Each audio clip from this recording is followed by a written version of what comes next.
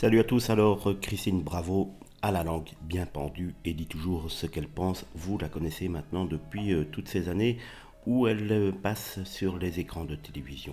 Il y a quelques jours, l'ancienne présentatrice de Froufrou faisait un nouveau passage dans l'Hexagone. Elle a décidé d'aller vivre en Corse, vous le savez si vous suivez l'actualité et si vous suivez aussi l'actualité de ma chaîne. Et cette fois-ci, elle n'avait pas pris d'avion, mais un voyage en bateau cargo à la place. Mal lui en a pris puisque la climatisation était en panne et elle a vécu 12 heures de traversée dans le chaos, comme les 500 autres passagers de cette traversée.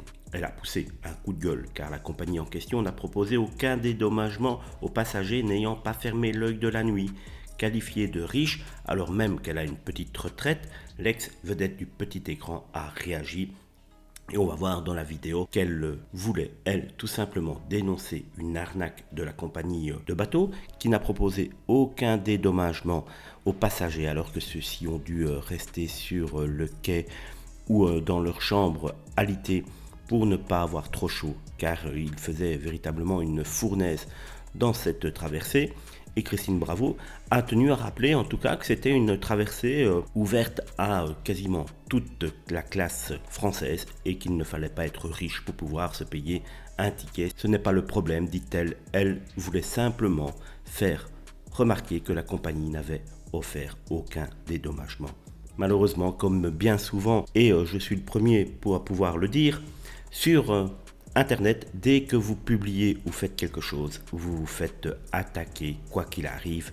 Ces jours-ci, j'ai vu passer des commentaires injurieux, des propos hors la loi, des menaces et des saloperies à peine voilées, a-t-elle écrit, espérant qu'Instagram ne devienne pas comme Twitter, une tribune populiste. La star expliquait dans son premier message avoir été qualifiée de riche, se plaignant de sa situation vécue en mer et cela l'a beaucoup agacé.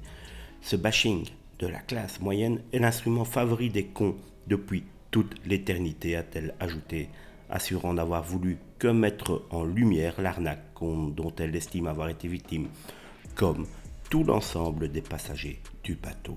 Elle a ensuite indiqué que si cela continuait, elle serait obligée de faire comme plusieurs artistes, interdire les commentaires sous ses publications, même si elle s'est inscrite sur Instagram car elle trouve le site très sympathique et qu'elle adore converser avec les gens qui sont de bonne composition.